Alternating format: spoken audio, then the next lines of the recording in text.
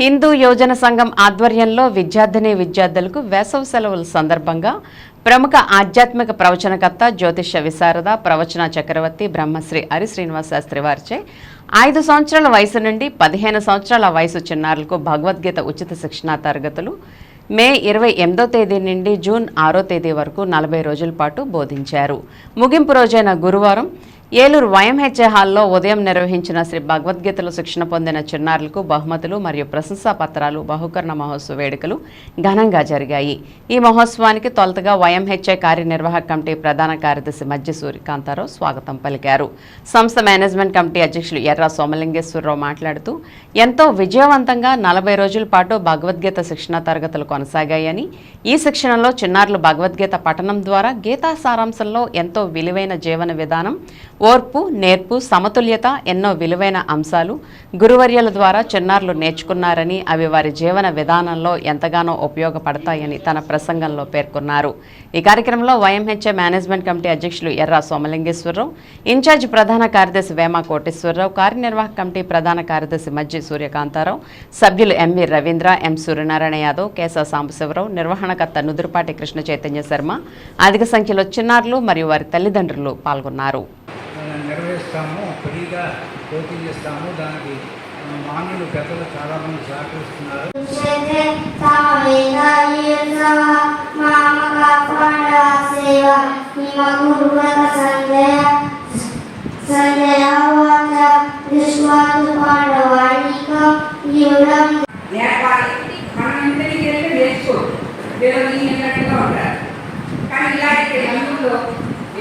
నేర్చుకుంటారు, వాళ్ళకి కొన్ని విషయాలు తెలుస్తారు.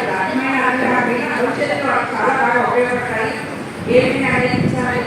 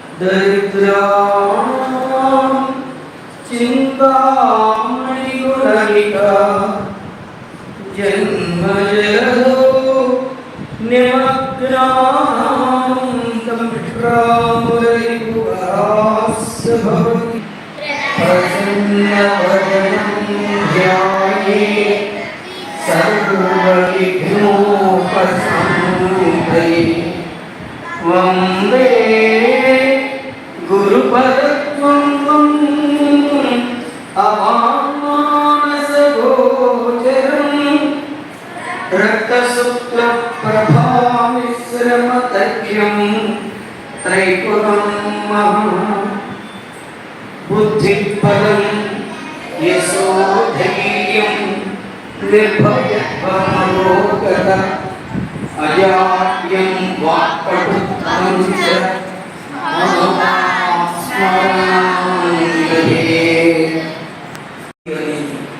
అనవసరంగా సమయం ఈ సమయంలో చేసుకోవచ్చు వ్యవస్థ. కానీ వైద్య వృత్తి అంటే సామాన్యమైనటువంటిది కాదు. ఎవరికి సమయం అనేటువంటిది చిక్కదు. కానీ దానితో పాటు ఇప్పుడు ఈ భగవద్గీతలో ఉన్నటువంటి గొప్ప విషయం ఏమిటి అంటే మొట్టమొదటి ధర్మక్షేత్రే అంటూ ప్రారంభం చేశారు. ధర్మక్షేత్రే కురుక్షేత్రే. ఈ భగవద్గీతలో ధర్మక్షేత్రే కురుక్షేత్రే ప్రారంభం చేస్తూ అందులో క్షేత్రము అనేటువంటి పదాన్ని కూడా అదే ఉంటుంది. అది ప్రపంచ జీవన విధానం. ఏ ఒక్క వ్యక్తికో ఏ ఒక్క శక్తికో క్యాస్ట్కో సంబంధించింది కాదు. ఎందరో మహానుభావులు సైన్స్ కూడా ఈ భగవద్గీతను చదివి దీని యొక్క గొప్పతనాన్ని తెలుసుకున్న వ్యక్తులు చాలా మంది ఉన్నారు. ఇది మన భారతదేశంలోనే గవర్నమెంట్ పెట్టిందని అనుకుంటున్నాం. దీనికి స్కూల్లో విద్యా విధానంలో కూడా దీని యొక్క భగవద్గీతని ఒక పాఠ్యాంశంగా చేర్పించాలని కూడా మేము మనస్ఫూర్తిగా